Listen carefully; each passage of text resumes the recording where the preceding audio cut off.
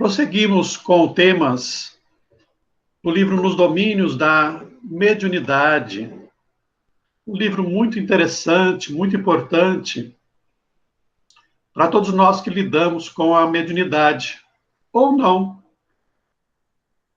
Alguns exercitam a mediunidade nos centros espíritas, outros vivenciam a própria mediunidade com menos intensidade, porque todos nós, espíritos, somos portadores dessa faculdade.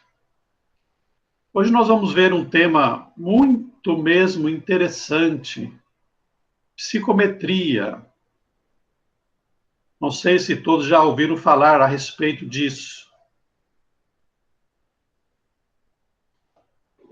Vejamos então o que nos diz André Luiz.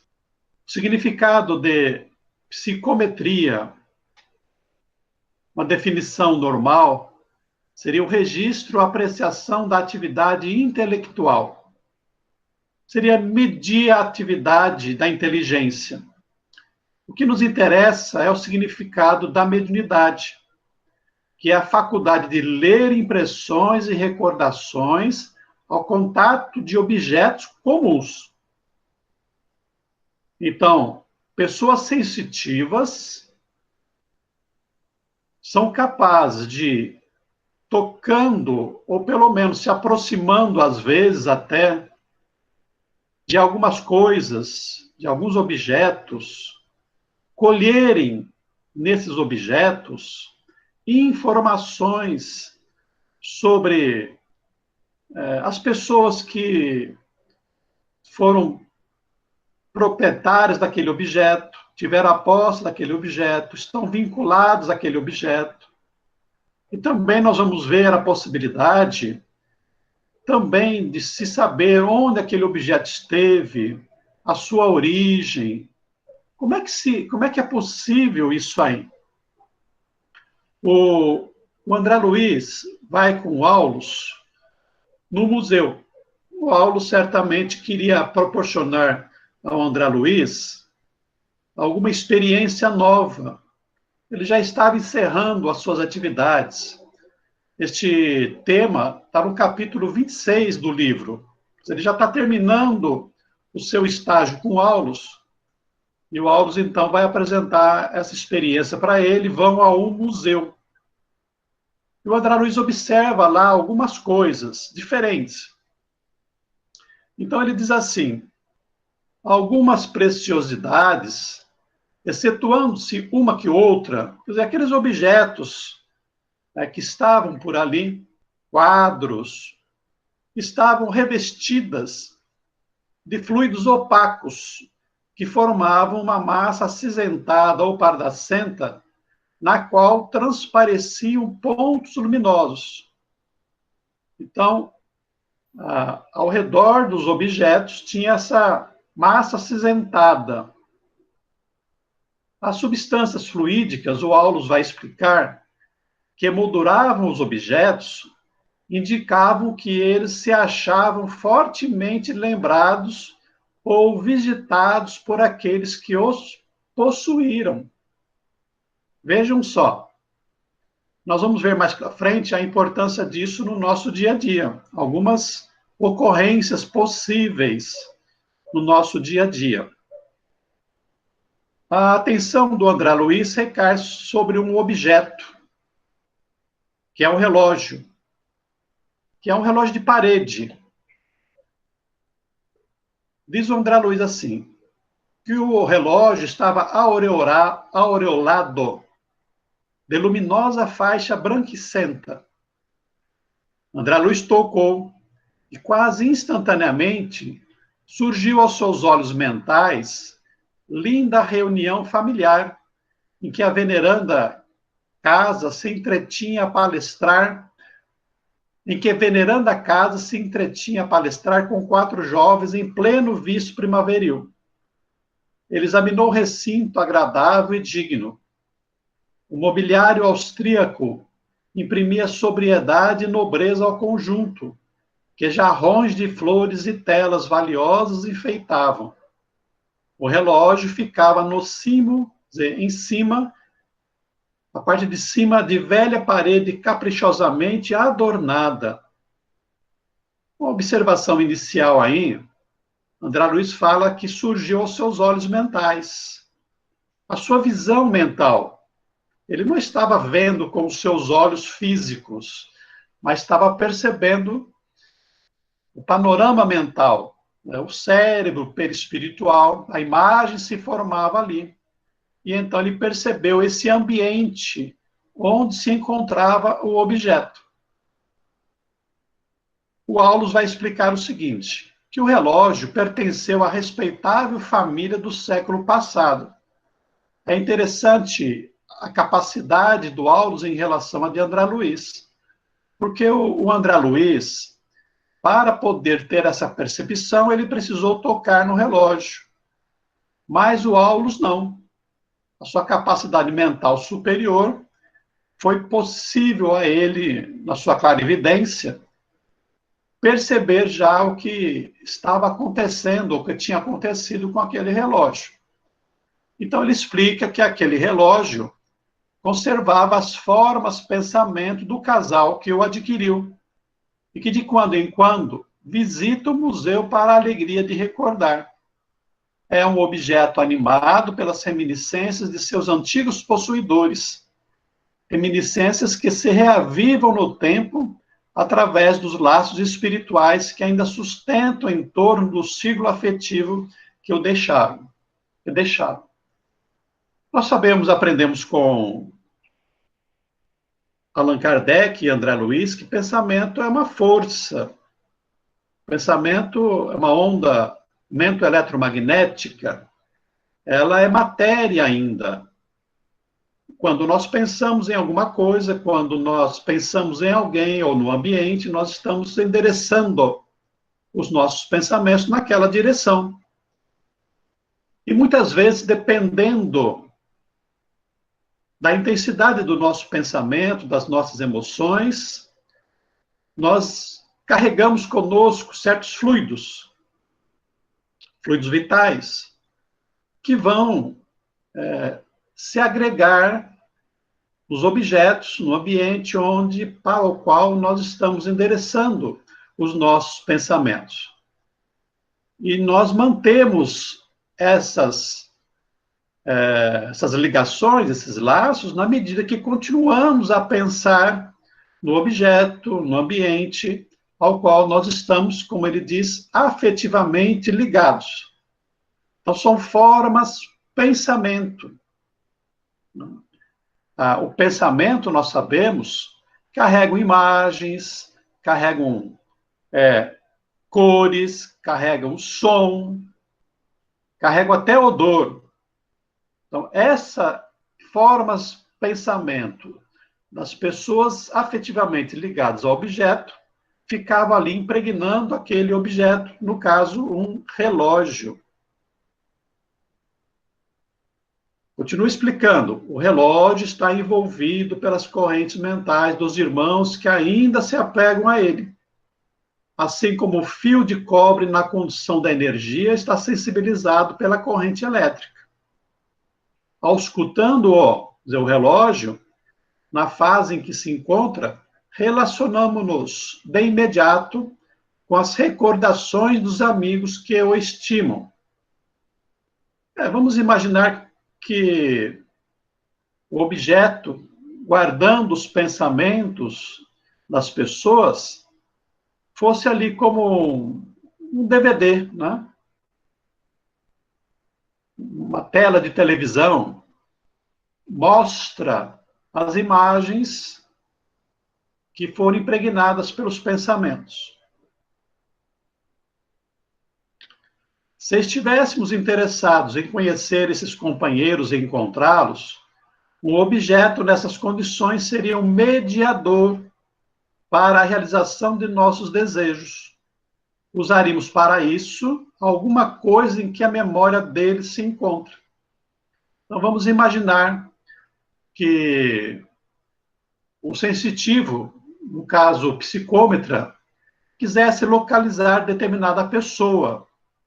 Então, ao tocar uma roupa que é muito usada, um objeto de valor afetivo, emocional, esse objeto poderá fazer uma conexão com o seu possuidor, de tal maneira que o sensitivo poderá dizer, ele se liga mentalmente, poderá dizer onde está aquela entidade desencarnada ou mesmo encarnada.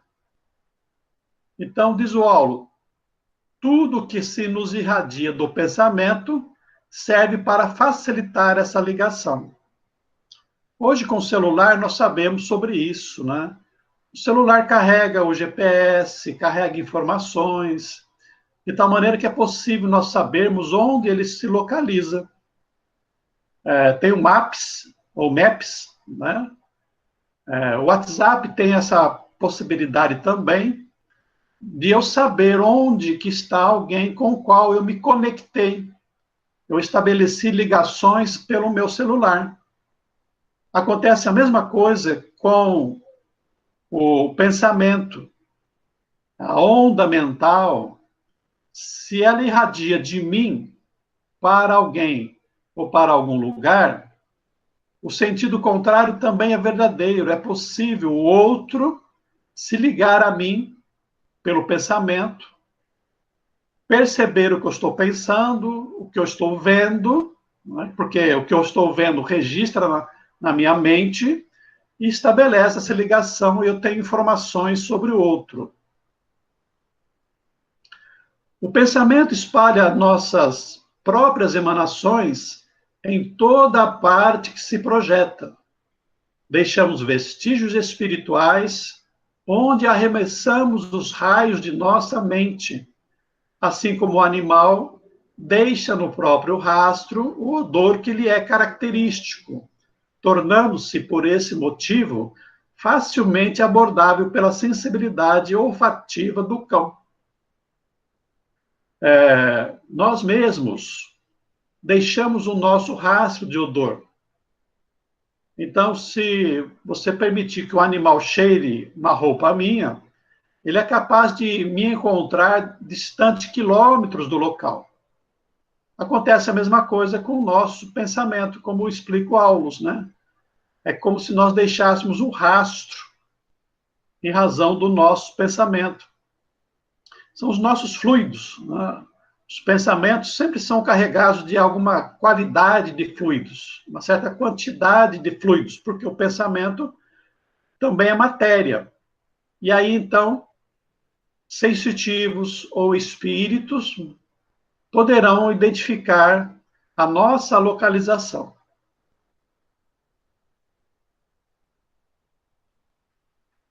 Poderíamos conhecer a história da matéria que serve à formação de relógio, mas isso demandaria mais trabalho, mais tempo. Aqui nós já estamos numa outra situação que parece mais complexa.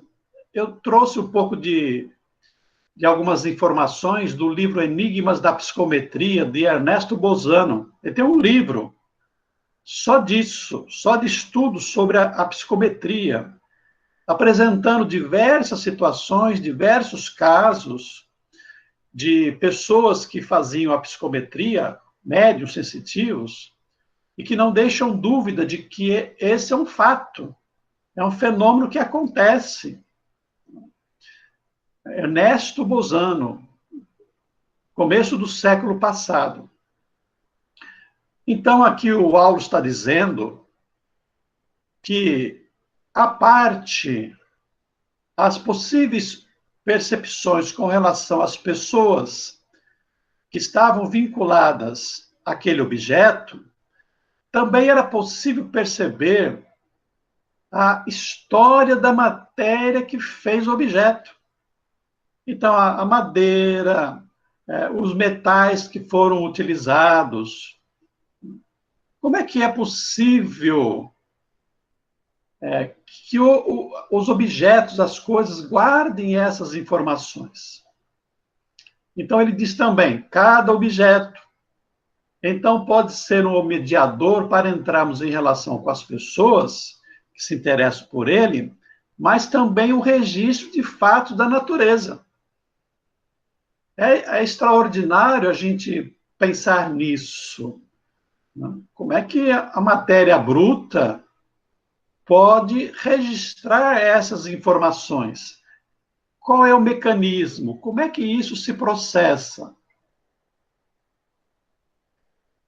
O Aulus dá uma dica, né? Assim como o paleontologista pode reconstituir determinadas peças da fauna pré-histórica por um simples osso encontrado a esmo, quando se nos apura a sensibilidade de maneira mais intensiva, em simples objetos relegados ao abandono, podemos surpreender expressivos traços das pessoas que os retiveram ou dos sucessos de que foram testemunhas através das vibrações que eles guardam consigo.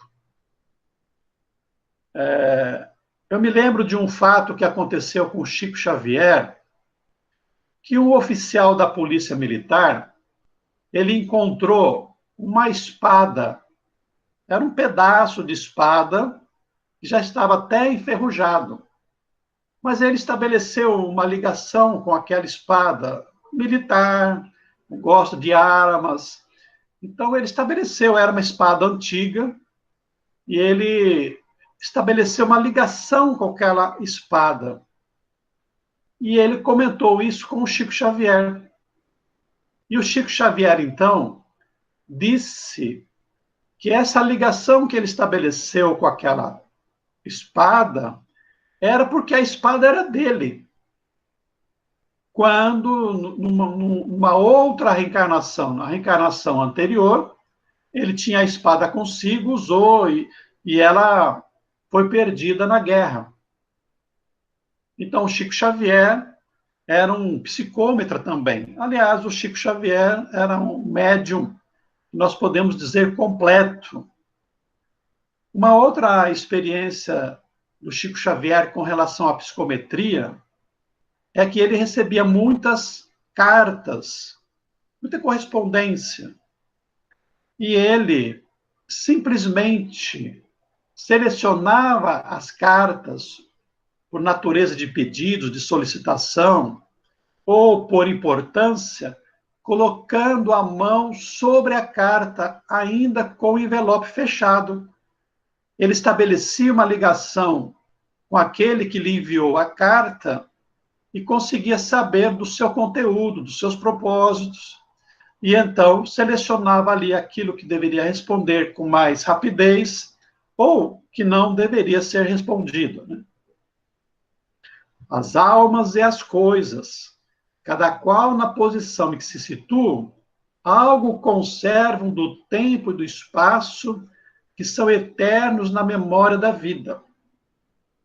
Quando Ernesto Bozano vai estudar sobre isso, e depois nós vamos ler o texto, ele vai falar do éter cósmico, do fluido universal.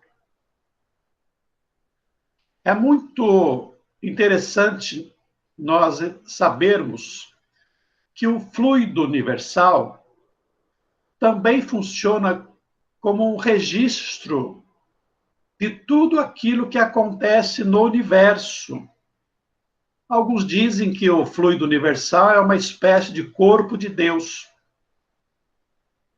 Tudo está interligado, é onisciente, é uma espécie de memória universal. Assim como nós temos espíritos individualizados, a nossa memória permanente, desde o princípio até os tempos infinitos, também o universo teria essa memória arquivada por faixas de vibração, de tal maneira que as pessoas sensitivas são capazes de perceber as imagens que estão gravadas em determinado ambiente. E esses objetos, possivelmente pelos seus átomos, pelas suas partículas, também guardam as vibrações daquilo que aconteceu no ambiente, na natureza onde se encontravam. Nós não vamos aprofundar essas questões aqui, porque são bem complexas. Pode ter a ver também com a questão do princípio inteligente. Mas o fato é esse. O fato é que os objetos, as coisas, guardam essas informações. No livro do Ernesto Bozano, ele vai contar o fato de uma sensitiva, de uma psicômetra, que analisando uma pedra, um pedaço de rocha, conseguia perceber que era um material expelido por um vulcão.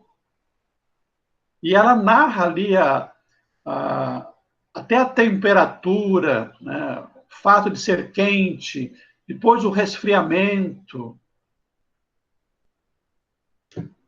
Então, o fluido cósmico, também chamado de fluido universal, tem essas características e que impregnam o ambiente. Uma primorosa tela do século XVIII, era um objeto lá do museu, não apresentava qualquer sinal de moldura fluídica.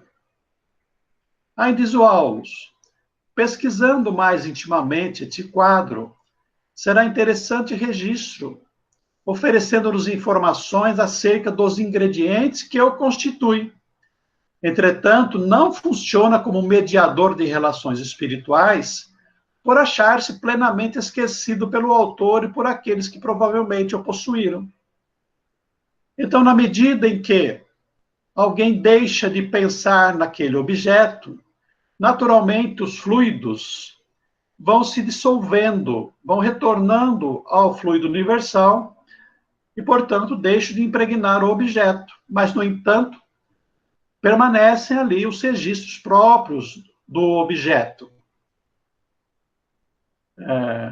Mas só que ele não serve de ligação com aquelas pessoas que o ligaram. O Ernesto Bozano também, ele vai falar de uma coisa muito interessante que não é comentado no livro do André Luiz.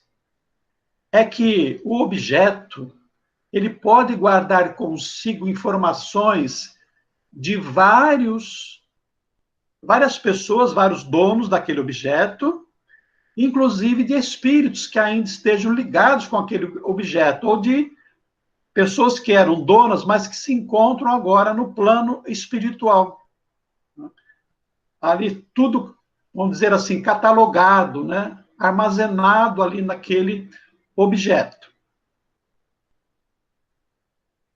Neste capítulo, há um caso muito interessante, que não é bem de uma situação de psicometria, mas significa o estabelecimento da ligação da mente com as coisas.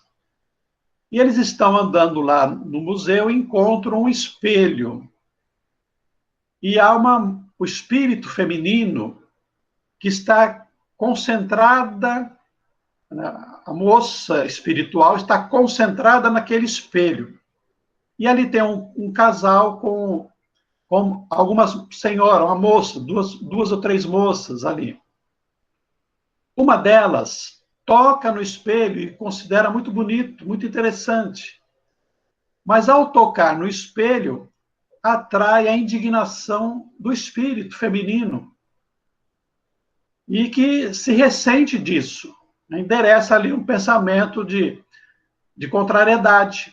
E aí a moça tem um calafrio, a que tocou no espelho. O Aulus vai dizer que é uma pessoa mais sensível. E a outra diz assim, acho que é melhor nós irmos embora aqui porque estou sentindo alguma coisa estranha. Era a influência do espírito.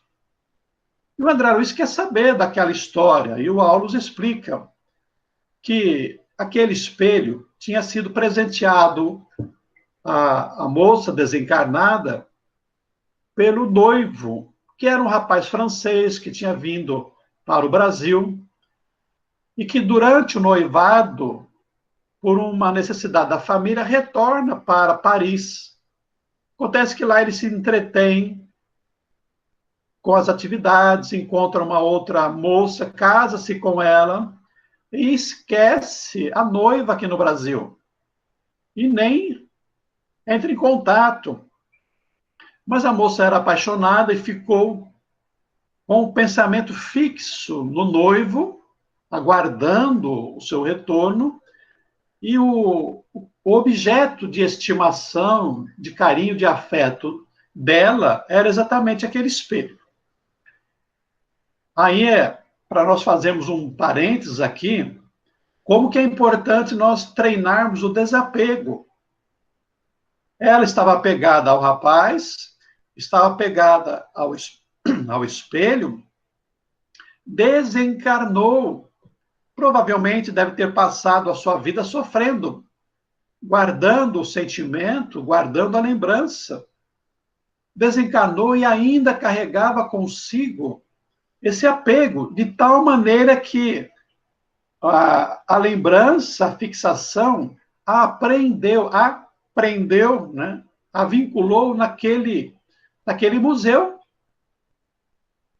O André Luiz estranha aquilo lá, né? Ficou assim meio preocupado, mas até quando que essa moça vai ficar desse jeito presa ao espelho? O Aulus explica que a lei de causa e efeito impera. Possivelmente o rapaz e a moça com quem ele se casou poderão passar ali por aquele museu, vão se deter aqui frente àquele espelho, e isso vai naturalmente atrair a moça desencarnada, que deverá reencarnar como filha daquele casal. Seria uma forma do rapaz consertar, reparar a sua negligência afetiva com relação à moça. Nada nas nossas histórias ficam sem reparo. A justiça divina, a misericórdia divina tem os mecanismos próprios. É um certo magnetismo para nos atrair à solução dos nossos problemas. E aí o Hilário, que era um dos participantes ali, amigo do André Luiz, ele levanta a questão das joias enfeitiçadas. E aí o Aulus vai explicar que a influência não procede das joias, mas sim das forças que as acompanham. Então, o fato de um espírito, ou mesmo os pensamentos egoísticos, de apego das pessoas, podem continuar impregnando os objetos com fluidos, muitas vezes fluidos negativos. E que aqueles que se apoderarem desses objetos poderão ter impressões negativas, ruins, justamente porque estariam carregando consigo coisas que não lhe pertencem no sentido afetivo e espiritual.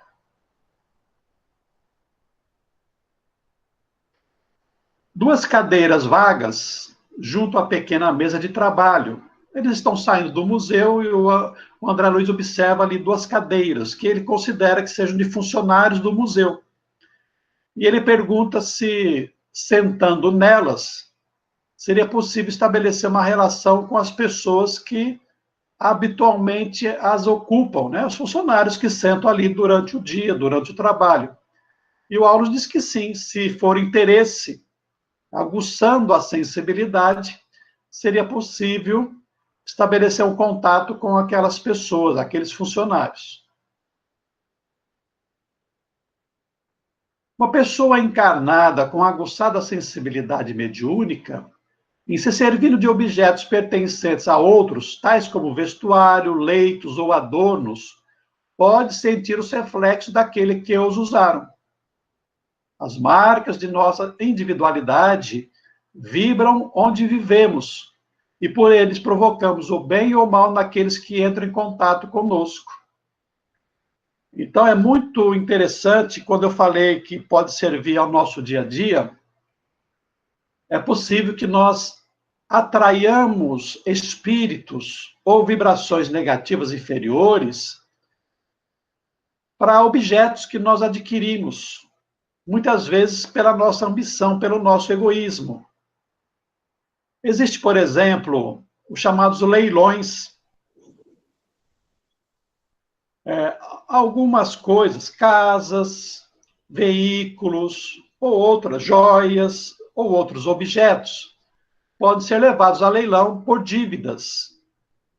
E existem aqueles arrematadores profissionais que vão lá arrematar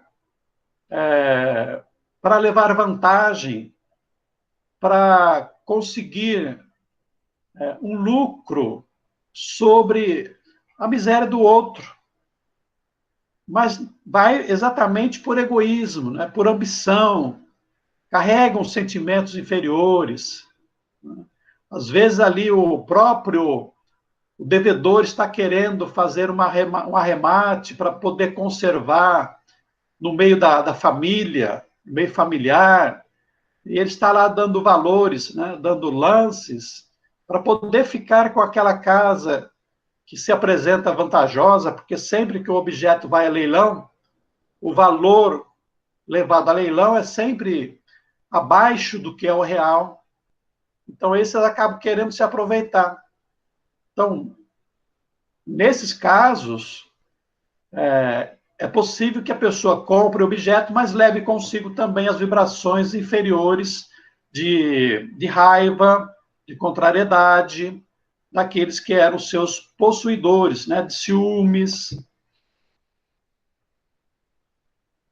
Então, quando nós estamos comprando um objeto usado, de terceira mão, é bom a gente saber se aquele objeto está sendo realmente dispensado de livre e espontânea vontade, que não há gente se apegar àquele objeto. Porque além de levar o objeto para casa, vai levar também os pensamentos de outras pessoas. Eu vou ler para vocês alguns ensinamentos que estão nesse livro do Ernesto Bozano, Enigmas da Psicometria. Fenômenos tais da psicometria só se explicam pela hipótese da influência deixada no ambiente por pessoas que o ocuparam. E, nesse caso, forçoso seria concluir que móveis, assoalhos, as paredes mesmo de um quarto possam receber e reter os eflúvios vitais dos entes vivos ou as vibrações correspondentes à atividade funcional dos seus sistemas cerebrais. Confirmando aqui aquilo que Paulo explicou para o André Luiz, né?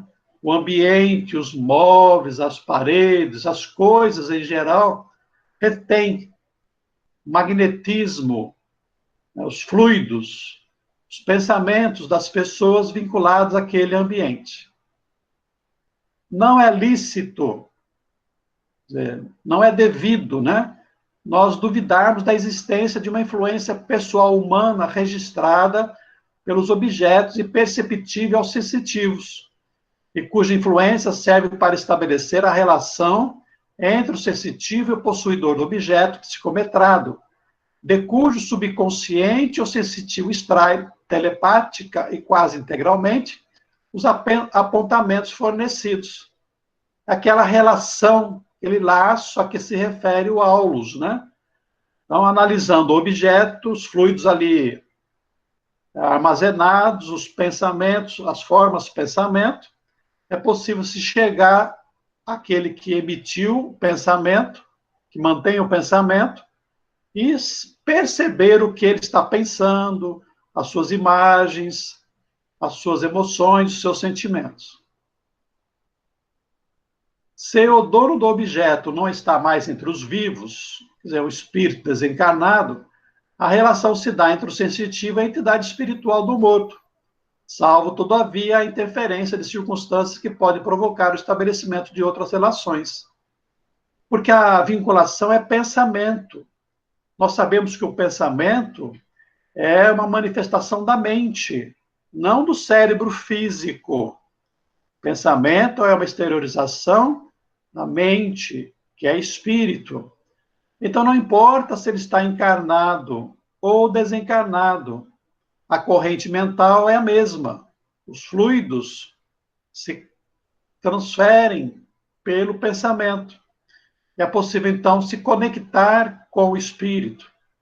Então, o sensitivo vai pegar lá um objeto, vai sentir quem foi o possuidor daquele objeto e vai se conectar. Esse objeto, ele funciona como uma forma de transe, né? Ele vai sentir as vibrações ali e o outro desencarnado vai receber a onda mental do sensitivo e vai se conectar com ele. A matéria registra não apenas influências animais e vegetais, mas também sistemas de vibrações engendradas pelas atividades da natureza e, consequentemente, que os sensitivos podem, do mesmo modo, estabelecer relações psicométricas com animais, plantas e estados transitórios da matéria. O Ernesto Bozano, ao escrever o livro, ele estava num processo de estudo. Então, algumas percepções que pareciam estranhas a ele lançava como dúvida. Então, essa questão de animais, plantas, né, ambientes, terem esses registros era difícil, e ainda é para todos nós, entender como que isso se dá. Como é que essas vibrações todas estão aí guardadas, registradas, imagens, cores, sons, cheiros. Como é que é possível isso acontecer?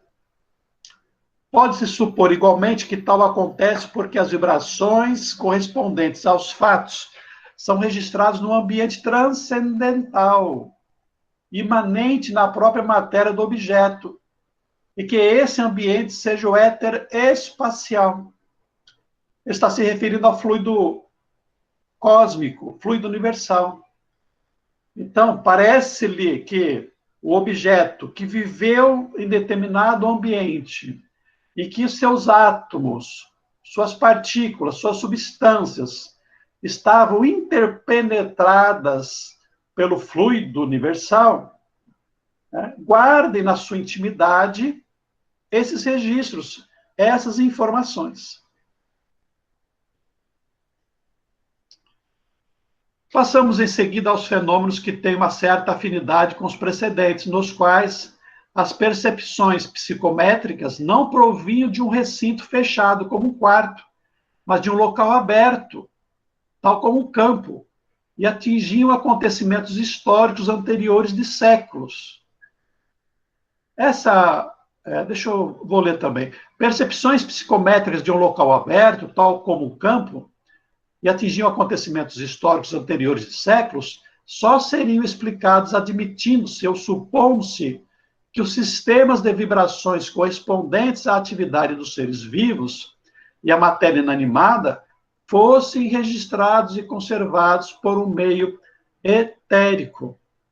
Há um relato que eu não sei onde eu li, mas guardei na memória pelo seu inusitado, e não é um relato espírita, é um relato histórico mesmo, de que na Europa, num determinado campo, registros de uma batalha campal, a partir de certo momento, começaram a apresentar imagens, e as pessoas sentavam ali nas proximidades e viam aquelas imagens dos soldados guerreando. Então, todos os ambientes em que todo o ambiente do universo, da natureza, todos os lugares, o fluido universal daquele ambiente, daquela localidade, registra o que está acontecendo.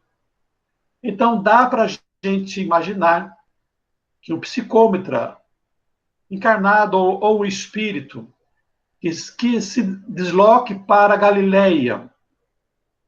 Ali é possível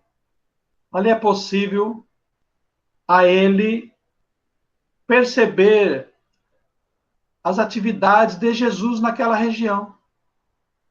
Talvez por isso, alguns espíritos que escrevam romances, como Emmanuel, não apenas analisem os registros históricos escritos no plano espiritual, mas também no ambiente das ocorrências possam vislumbrar, imaginar ali, na verdade, ver o registro de tudo que aconteceu naquele ambiente, cujos fatos ele quer relatar nos livros mediúnicos. Um tema bastante interessante, sempre assim eu fiquei assim, admirado de ver essas informações. E encerramos assim o que nós pudemos aprender e abrimos para questionamentos, comentários, o que vocês quiserem falar a respeito. Donizete? Pois não, Denise? Realmente esse assunto de hoje é uma coisa assim maravilhosa. Eu quero compartilhar com vocês o seguinte: quando eu fiz o curso de médiuns, a gente teve uma pequena fase com exercício de psicometria, e foi muito interessante. E eu fiquei animadíssima em assistir hoje você, por recordar daqueles exercícios. Foi colocado para o grupo vários objetos, e a mim coube uma pedra. Eu nunca vou esquecer, porque nós trabalhávamos bastante a questão da sensibilidade. E, assim, acertávamos em parte, outras partes era, assim, cobrado de nós um pouco mais de atenção e verificação de que se era aquilo que a gente estava realmente sentindo. E foi muito, muito lindo o que aconteceu comigo, porque aquela pedra era uma pedra escura e era uma pedra que tinha vindo da beira de um rio. E o rio não era ali de São Paulo que eu estava, ele era lá do norte do Brasil. E eu consegui, em parte, descobrir aquilo. Então, esse assunto é um assunto que eu gostaria bastante de estudar mais e mais, porque, olha, põe em prova a nossa sensibilidade. Obrigada, Donizete, eu tinha que falar. Bom, Denise, é uma experiência assim, muito interessante. E se você quiser estudar mais profundamente, mais detalhadamente, esse livro do Bolzano é bem assim, recheado de informações. Enigmas da Psicometria, tem PDF na internet. Eu já anotei, Donizete. Eu vou procurar sim, porque é uma coisa. Eu tenho bastante sensibilidade e consigo, às vezes, fazer leitura de algumas coisas que eu nem gostaria. Mas esse assunto é um assunto apaixonante e a gente precisaria estudar bastante. Obrigada, Donizete. Denise, daqui para frente não vou mais cumprimentar você com a mão. Tá bom. Vai que você lê os meus pensamentos.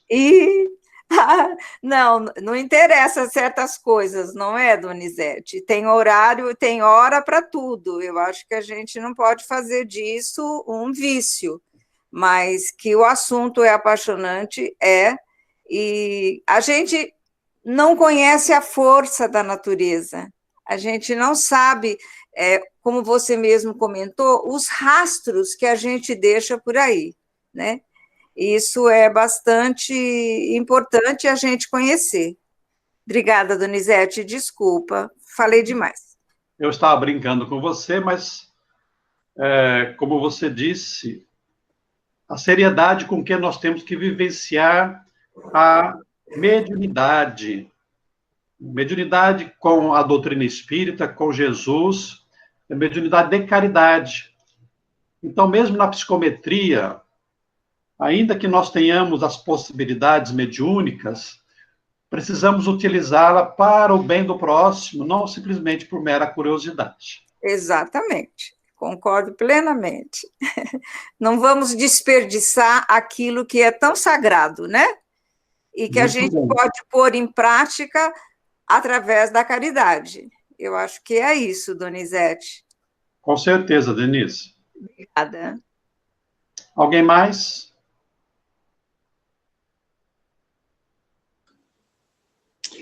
Donizete, você citou um negócio de leilão aí, né?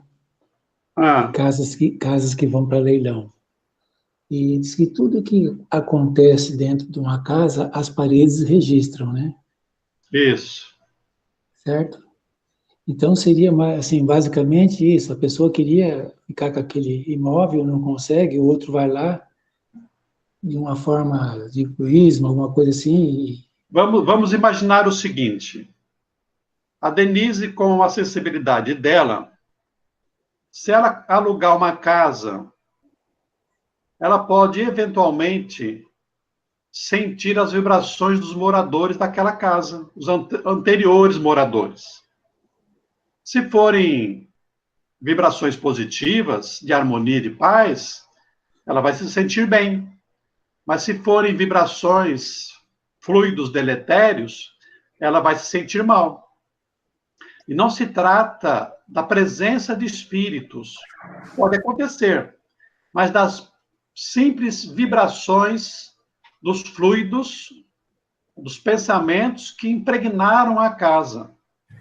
Agora, você perguntando, eu me lembrei de uma passagem do Divaldo Pereira Franco, que ele foi se hospedar num hotel e ele não conseguiu dormir na cama.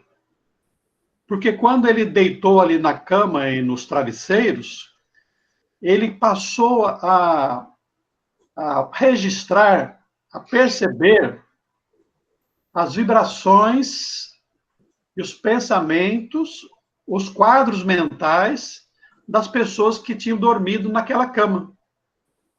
Donizete, posso colocar uma coisinha?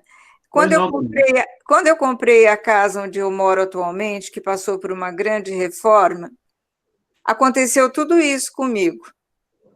E eu, na época,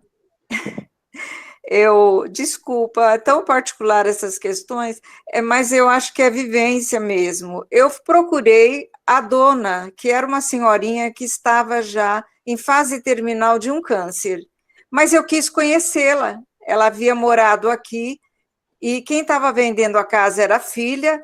E quando eu entrei na casa, eu só de falar estou arrepiada, eu senti e vi algumas coisas. Eu falei, eu preciso, entre aspas, tirar a limpo isso aqui, né? Será que é isso mesmo? Vou confirmar.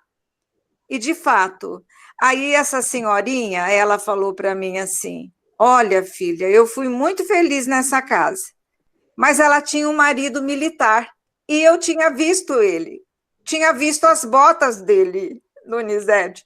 Aí ela falou assim, mas eu fui muito feliz, e você vai ser também, graças a Deus, viu, Donizete? Foi muito bom falar com ela, uma semana depois ela morreu.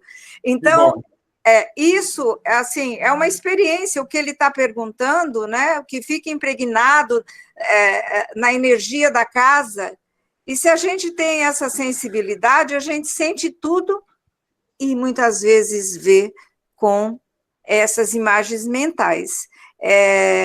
Desculpa, mas é tão importante compartilhar essas experiências, porque não é muito fácil conviver em alguns momentos. Obrigada.